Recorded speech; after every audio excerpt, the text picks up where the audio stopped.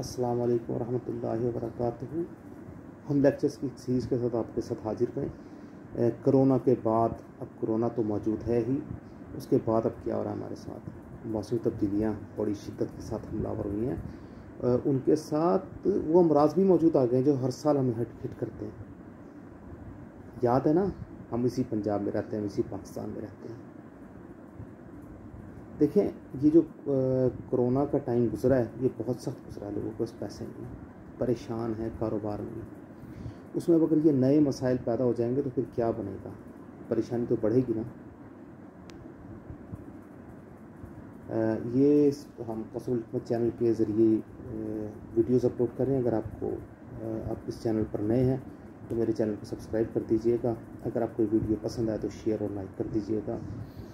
तो अब बात हुई थी मौसमी अमराज के। देखिए, मौसम चेंज हो रहा है, शिद्दत से गर्मी पड़ती है, फिर हब्स हो जाता है, फिर ठंडा मौसम हो जाता है। लोग लामहला सिकंजबीन और ठंडा यख पानी पी रहे हैं जो ज़ाहिर उनकी सेहत के लिए मुज़िर है, लेकिन वो क्या करें, गर्मी की शिद्दत है, लोड शेडिंग बार बार हो रही है।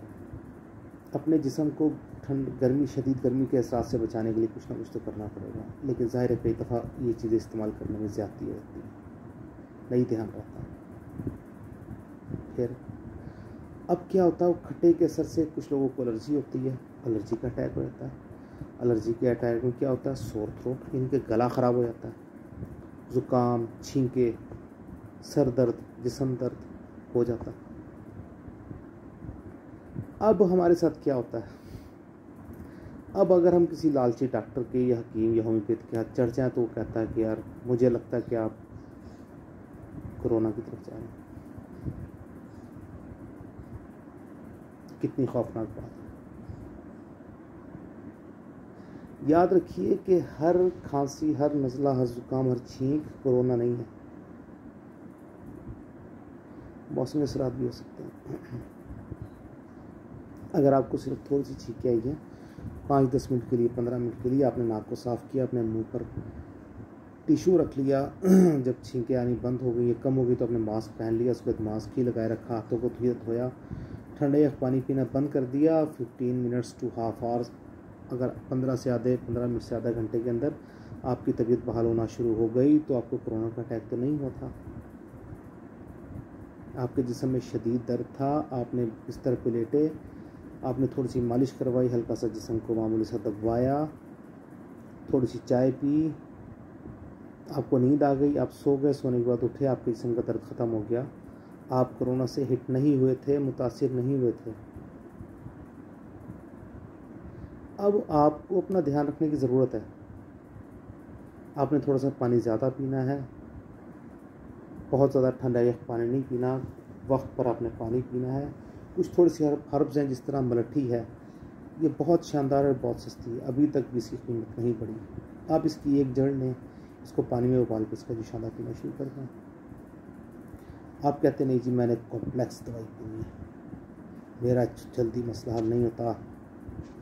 आप अब आधा चम्मच सौंफ डाल लें इसके अंदर, इसको बहुत ज़्यादा पकाने की ज़रूरत नहीं, पानी को उबालें, उसमें मलट्ठी कूट कर और सौंफ हल्की सी कूट कर, मोटी मोटी कूट कर डाल दें, चूल्हा बंद कर दें, जब ये ठंडा हो जाए उसको छान कर पी लें। अब आप ये कहते हैं नहीं मैंने इससे भी ज़्यादा कॉम्प्लिकेटेड दवाई पीनी है, तो अजीज़ान मन, दवाई बहुत सीधी सादी अगर आपको नज़र आ रही हो तो ये लाजमी नहीं होता कि वो इतनी सीधी सादी होगी।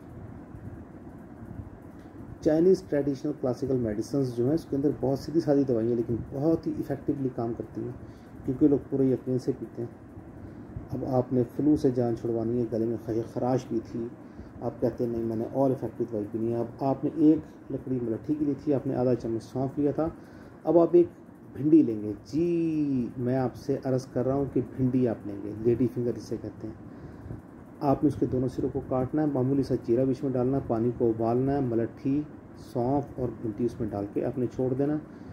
ज़्यादा से ज़्यादा 30 सेकंड से लेकर 1 मिनट तक इसे बॉईल कर लें, उसको चूल्हा बंद कर दें। जब पानी नीम गर्म रह जाए, पीने के काबिल रह जाए, याद रखिएगा पीने के काबिल रह जाए, आपने उस टाइम से स्टिर करना, यानी कि छानना है, मामूली सा मीठा मिलाना, आपने पी लेना।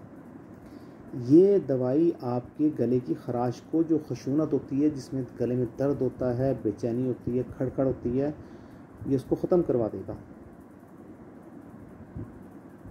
अब आप कहते हैं नहीं मेरे फेफड़ों में भी इन्फेक्शन है, मेरे फेफड़ों में से बलगम खारिज नहीं हो रहा, आई एम सफरिंग, मैं परेशानी में हूँ, आप मुझे छोटी छोटी बातें बता रहे हैं। अच्छा चलें फिर आप इसके अंदर लाहौर में पंजाब में एक आम दरख्त है मामूली जो कीकर के दरख्त की तरह होता है, इसके ऊपर लंबे लंबे डंडे की तरह के फल लगते हैं जिन्हें अमलतास कहा जाता है, फ़ारसी में इन्हें ख़यार शिम्बर कहा जाता है। अब इस जोशांदे के अंदर उसके आप 2 फल भी डाल लीजिए। आप यकीन करें कि अगर आपकी जो इसके जो 2 फल हो गए जिनको फलू से ख़यार शिम्बर कहा जाता है, ये पुराने ज़माने के जो 5 पैसे का सिक्का होता था उसकी तरह के होते हैं। अब वो 2 दाने इसमें से निकालेंगे, रात को भिगो देंगे, सुबह उस पानी को उबाल के उसमें सौंफ मलट्ठी डाल देंगे, उसको पिएंगे तो जितनी मर्ज़ी गले की खुशनुत होगी निकल जाएगी, बलगम मुश्किल से फेफड़ों से आ रहा होगा तो आराम से आना शुरू हो जाएगा। किसी बहुत ही महंगी दवाई की निस्बत बहुत ही ज़्यादा इफ़ेक्टिवली काम करेगा, आपके बहुत सारे मसाइल को हल करवा देगा, आपके फेफड़ों में ताकत आ जाएगी, आपसे बोला प्रॉपरली जाएगा, मसाइल हल होना शुरू हो जाएंगे। अब आप कहते हैं नहीं मुझे तो एक प्रोमिनेंट एक पाउडर चाहिए, मुझे तो एक मुस्तकिल एक चीज़ चाहिए जिसको मैं कहूँ कि यार ये मेरी दवाई है, तो आप फिर इस तरह कीजिए, पंसारी के पास जाइए, उसे कहें जी मुझे बर्ग बनफशा 1 तोला, मलट्ठी 5 तोला, हल्दी जो घर में इस्तेमाल होने वाली होती 1 तोला, ज़ूफ़ा 1 तोला, सौंफ 1 तोला, इन सब चीज़ों को बारीक पिसवा लीजिए और कैप्सूल भर लें 500 मिलीग्राम के, इसको सुबह दोपहर शाम आप लेना शुरू कर दीजिए। इससे आपके जिस्म की दर्दें ख़त्म होना शुरू हो जाएंगी, आपके जिस्म के बलगम का जो कंटेंट है वो ख़त्म होना शुरू हो जाएगा, जिगर के अफ़ाल को दुरुस्ती मिलना शुरू हो जाएगी, जिगर आपको बहुत अच्छे तरीके से काम करना शुरू हो जाएगा। जिगर के जो जिगर में चर्बी आ जाए या जिगर में कोई मसला पैदा हो रहा हो, अगर पित्ते में पथरी बनने की बहुत ज़्यादा आगाज़ हो या पित्ते में पथरी बननी स्टार्ट हो रही हो तो इस नुस्खे के इस्तेमाल से पक्का वो पित्ते में पथरी बनना बंद हो जाती है। सफ़ेदा लाहौर में आम लगा हुआ दरख्त, आप सफ़ेदे के 5-6 पत्ते तोड़ें, पानी उबालें, उसके अंदर डालें और उसकी स्टीम लेना शुरू कर दीजिए। नज़ला ज़ुकाम मौसमी वबाई मलेरिया जो अमराज हैं उनसे आप बचना शुरू हो जाएंगे। पानी पीने की मिक़दार काफ़ी ज़्यादा कर लीजिए, आप जितना ज़्यादा पानी पिएंगे, बहुत ज़्यादा ठंडा या पानी नहीं पीना, आपकी क़ुव्वत मुदाफ़अत बढ़ेगी। खाने में आप सादा खाना खाएं, दिन में कम से कम 3 दफ़ा खाना खाइए, बहुत ज़्यादा पेट भर कर खाना ना खाएं। जो मशरूबात आप लेते हैं उनमें ना बहुत तेज़ मशरूब इस्तेमाल करें, ना बहुत ज़्यादा गर्म मशरूब इस्तेमाल करें, उससे आप ज़ख्मी हो सकते हैं, उससे आप बहुत ज़्यादा मुतासिर हो सकते हैं। इन एहतियाती तदाबीर के ऊपर आप अमल करेंगे तो आप वबाई अमराज जिस तरह इन्फ्लुएंज़ा वगैरह से बचने की आपके लिए बहुत अच्छी ढाल बन जाएगी। और मैंने आपको उसके लिए इलाज भी बता दिया है।